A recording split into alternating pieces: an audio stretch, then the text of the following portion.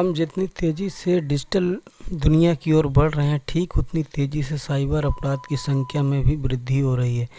जिस गति से तकनीक ने उन्नति की है, उस गति से मनुष्य की इंटरनेट पर निर्भरता भी बढ़ी है। एक ही जगह पर बैठकर इंटरनेट के जरिए मनुष्य की पहुंच विश्व के हर कोने कोने में आसान हुई है। आज के समय में हर वो चीज़ जिसके विषय में इंसान सोच सकता है, उस तक उसकी पहुंच इंटरनेट के माध्यम से हो सकती है, जैसे कि social networking, online shopping, data store करना, gaming, online study, online job इत्यादि। आज के समय इंटरनेट का उपयोग लगभग हर क्षेत्र में किया जाता है। इंटरनेट के विकास और उससे संबंधित लाभों के साथ साइबर अपराधों की अवधारणा भी विकसित हुई है। वर्तमान में भारत की बड़ी आबादी सोशल नेटवर्किंग साइट का उपयोग करती है। भारत में सोशल नेटवर्किंग साइट के उपयोग के प्रति लोगों में जानकारी का अभाव है। इसके साथ ही अधिकतर सोशल नेटवर्किंग साइट्स में सर्वर विदेश में हैं, जिससे भारत में साइबर अपराध घटित होने की स्थिति में इनकी जड़ तक पहुंच पाना कठिन होता है। इस आलेख में साइबर अपराध, उसके प्रकार, बचाव उपाय, सरकार के द्वारा किए गए प्रावधानों पर विचार विमर्श किया जा रहा है। इसके साथ ही साइबर अपराध में सोशल नेटवर्किंग साइट की भूमिका का भी मूल्यांकन हम करेंगे। साइबर अपराध विभिन्न रूपों में किए जाते हैं। कुछ साल पहले इंटरनेट के माध्यम से होने वाले अपराधों के बारे में जागरूकता का अभाव था। साइबर अपराधों के मामले में भारत भी उन देशों से पीछे नहीं है जहां साइबर अपराधों की घटनाओं की दर भी दिन ब दिन बढ़ती जा रही है। साइबर अपराध के मामलों में एक साइबर अपराधी किसी उपकरण का उपयोग करके उपयोगकर्ता की व्यक्तिगत जानकारी, गोपनीय व्यावसायिक जानकारी, सरकारी जानकारी या किसी डिवाइस को अक्षम करने के लिए कर सकता है। उपरोक्त सूचनाओं को ऑनलाइन बेचना या खरीदना भी एक साइबर अपराध है। इसमें कोई संशय नहीं है कि यह एक आपराधिक गतिविधि है जिसे कंप्यूटर और इंटरनेट के उपयोग द्वारा अंजाम दिया जाता है। साइबर अपराध, जिसे इलेक्ट्रॉनिक अपराध के रूप में भी जाना जाता है, एक ऐसा अपराध है जिसमें किसी भी अपराध को करने के लिए कंप्यूटर, नेटवर्किंग डिवाइस या नेटवर्क का उपयोग एक वस्तु या उपकरण के रूप में किया जाता है। जहां इसके कंप्यूटर, नेटवर्क डिवाइस या नेटवर्क के जरिए ऐसे अपराधों को अंजाम दिया जाता है, वहीं इन्हें लक्ष्य बनाते हुए इनके विरुद्ध अपराध भी किया जाता है। ऐसे अपराध में साइबर जबरन वसूली, पहचान की चोरी, क्रेडिट कार्ड धोखाधड़ी, कंप्यूटर से व्यक्तिगत डेटा हैक करना, फिशिंग, अवैध डाउनलोडिंग, साइबर स्टॉकिंग, वायरस प्रसार सहित कई प्रकार की गतिविधियां शामिल हैं। गौरतलब है कि सॉफ्टवेयर चोरी भी साइबर अपराध का ही एक रूप है, जिसमें यह जरूरी नहीं है कि साइबर अपराधी ऑनलाइन पोर्टल के माध्यम से ही अपराध करे। साइबर विशेषज्ञों के अनुसार अपराध की श्रेणी 2 वर्गों में विभाजित किया गया है। वे अपराध जिसमें कंप्यूटर पर हमला किया जाता है। इस प्रकार के अपराधों के उदाहरण हैकिंग, वायरस हमले आदि हैं। ये अपराध जिनमें कंप्यूटर को एक हथियार उपकरण के रूप में उपयोग किया जाता है। इस प्रकार के अपराधों में साइबर आतंकवाद, IPR उल्लंघन, क्रेडिट कार्ड धोखाधड़ी, पोर्नोग्राफी इत्यादि इत्यादि। साइबर अपराध के अंतर्गत 3 प्रमुख श्रेणियां आती हैं, जिनमें व्यक्ति विशेष, संपत्ति और सरकार के विरुद्ध अपराध शामिल है। ऐसे अपराध यद्यपि ऑनलाइन होते हैं, परंतु वे वास्तविक लोगों के जीवन को प्रभावित करते हैं। इनमें से कुछ अपराधों में साइबर उत्पीड़न और साइबर स्टॉकिंग, चाइल्ड पोर्नोग्राफी का वितरण, विभिन्न प्रकार के स्पूफिंग, क्रेडिट कार्ड धोखाधड़ी, मानव तस्करी, पहचान की चोरी और ऑनलाइन के रूप में बदनाम किया जाना शामिल है। साइबर अपराध की उस श्रेणी में किसी व्यक्ति या समूह के खिलाफ दुर्भावपूर्ण या अवैध जानकारी को ऑनलाइन लीक कर दिया जाना, भी साइबर अपराध की श्रेणी में आता है। कुछ ऑनलाइन अपराध संपत्ति के खिलाफ होते हैं, जैसे कि कंप्यूटर या सर्वर के खिलाफ या उसे जरिया बनाकर किए जाते हैं। इन अपराधों में हैकिंग, वायरस ट्रांसमिशन, साइबर और टाइपो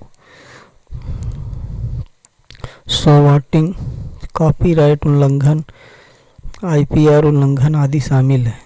कोई आपको एक वेब लिंक भेजे जिस पर क्लिक करने के पश्चात एक वेब पेज खुले जहां आपसे बैंक खाते, गोपनीय दस्तावेज, संबंधित आदि सारी जानकारी मांगी जाए और ऐसा कहा जाए कि यह जानकारी रिजर्व बैंक ऑफ इंडिया या सरकार की ओर से मांगी जा रही है। आप यहां सारी जानकारी दे दें और फिर उस जानकारी के इस्तेमाल से आपके दस्तावेज एवं बैंक खाते के साथ छेड़छाड़ की जाए तो यह संपत्ति के विरुद्ध साइबर हमला कहा जाएगा। यह सबसे गंभीर साइबर अपराध माना जाता है। सरकार के खिलाफ किए गए ऐसे अपराध को साइबर आतंकवाद के रूप में भी माना जाता है। सरकारी साइबर अपराध में सरकारी वेबसाइट या सैन्य वेबसाइट को हैक किया जाना शामिल है। गौरतलब है कि जब सरकार के खिलाफ एक साइबर अपराध किया जाता है तो इसे उस राष्ट्र की संप्रभुता पर हमला और युद्ध की कार्यवाही माना जाता है। ये अपराधी आमतौर पर आतंकवादी या अन्य शत्रु देशों की सरकारों संबंधित होते हैं। इस प्रकार के साइबर अपराधों पर नियंत्रण के लिए प्रत्येक देश की सरकार द्वारा कठोर साइबर कानून बनाए गए हैं। बड़े पैमाने पर सोशल नेटवर्किंग साइट का उपयोग करने वाली जनसंख्या साइबर अपराध के खतरों से अनजान है। विभिन्न सोशल नेटवर्किंग साइट के सर्वर अन्य देशों में केंद्रित हैं, जिससे यह डर रहता है कि कहीं ये देश लोगों की व्यक्तिगत जानकारी का दुरुपयोग न करें। विभिन्न सोशल नेटवर्किंग साइट पर लोग अपनी व्यक्तिगत जानकारी साझा करते हैं, जिससे हैकर्स इन सोशल नेटवर्किंग अकाउंट को आसानी से हैक कर लेते हैं और फिर प्राप्त सूचना का दुरुपयोग करते हैं। लोगों को सोशल नेटवर्किंग साइट पर हैकर्स ऑनलाइन ठगी का शिकार करते हैं। सुरक्षा एजेंसियां या उनके द्वारा यह भी पता लगाया गया है कि ऑनलाइन मुद्रा स्थानांतरित करने या विभिन्न ऐप के माध्यम से आतंकवादियों और देश विरोधी तत्वों को फंडिंग भी की जाती है। साइबर अपराधी विभिन्न ऑनलाइन गेम्स के माध्यम से बच्चों को अपराध करने के लिए प्रोत्साहित करते हैं।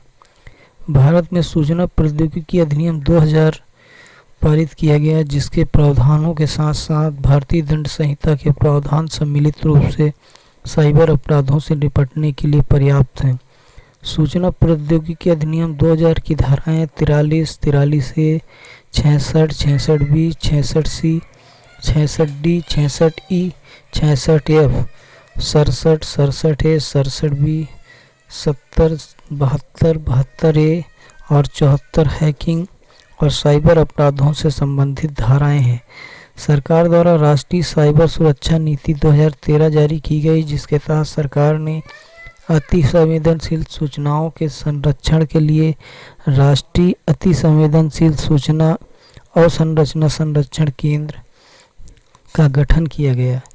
इसके अंतर्गत 2 वर्ष से लेकर उम्र कैद तथा दंड अथवा जुर्माने का भी प्रावधान है।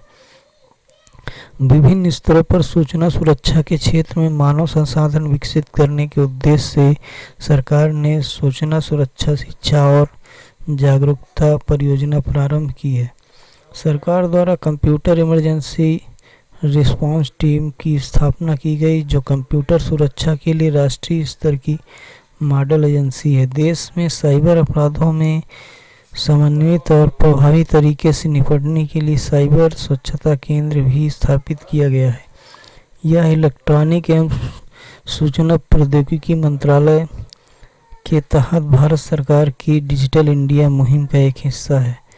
भारत सूचना साझा करने और साइबर सुरक्षा के संदर्भ में सर्वोत्तम कार्यप्रणाली अपनाने के लिए अमेरिका, ब्रिटेन और चीन जैसे देशों के साथ समन्वय कर रहा है। अंतर एजेंसी समन्वय के लिए भारतीय साइबर अपराध समन्वय केंद्र की स्थापना की गई है। जनवरी 2020 में गृह मंत्रालय द्वारा साइबर क्राइम से निपटने के लिए भारतीय साइबर अपराध समन्वय केंद्र का उद्घाटन किया गया है। इस योजना की संपूर्ण भारत में लागू किया गया है। साइबर क्राइम से बेहतर तरीके से निपटने के लिए तथा 14C को समन्वित और प्रभावी तरीके से लागू करने हेतु इस योजना के निम्नलिखित 7 प्रमुख घटक हैं। National cyber crime great analytic unit, national cyber crime reporting portal, संयुक्त साइबर अपराध जांच दल के लिए मंच, राष्ट्रीय साइबर अपराध फोरेंसिक प्रयोगशाला, पारिस्थितिकी तंत्र, राष्ट्रीय साइबर क्राइम प्रशिक्षण केंद्र, cyber crime ecosystem management unit, राष्ट्रीय साइबर अनुसंधान और नवाचार केंद्र। साइबर अपराध के संबंध में बुडापेस्ट कन्वेंशन इन हस्ताक्षर करने के लिए गृह मंत्रालय द्वारा साइबर अपराध और डेटा सुरक्षा को बढ़ावा देने के लिए अंतर्राष्ट्रीय सहयोग की आवश्यकता पर बल दिया जा रहा है। बुडापेस्ट कन्वेंशन साइबर क्राइम पर एक कन्वेंशन है जिसे साइबर अपराध पर बुडापेस्ट कन्वेंशन के नाम से जाना जाता है। यह अपनी तरह की पहली ऐसी अंतर्राष्ट्रीय संधि है जिसके तहत राष्ट्रीय कानूनों को सुव्यवस्थित करके जांच पड़ताल की तकनीकों में सुधार करके तथा इस संबंध में विश्व के अन्य देशों के बीच सहयोग को बढ़ाने हेतु इंटरनेट और कंप्यूटर अपराधों पर रोक लगाने संबंधी मांग की गई है। कन्वेंशन का अनुच्छेद 32 भी डेटा तक पहुंच की अनुमति देता है और इस प्रकार की यह राष्ट्रीय संप्रभुता का उल्लंघन करता है।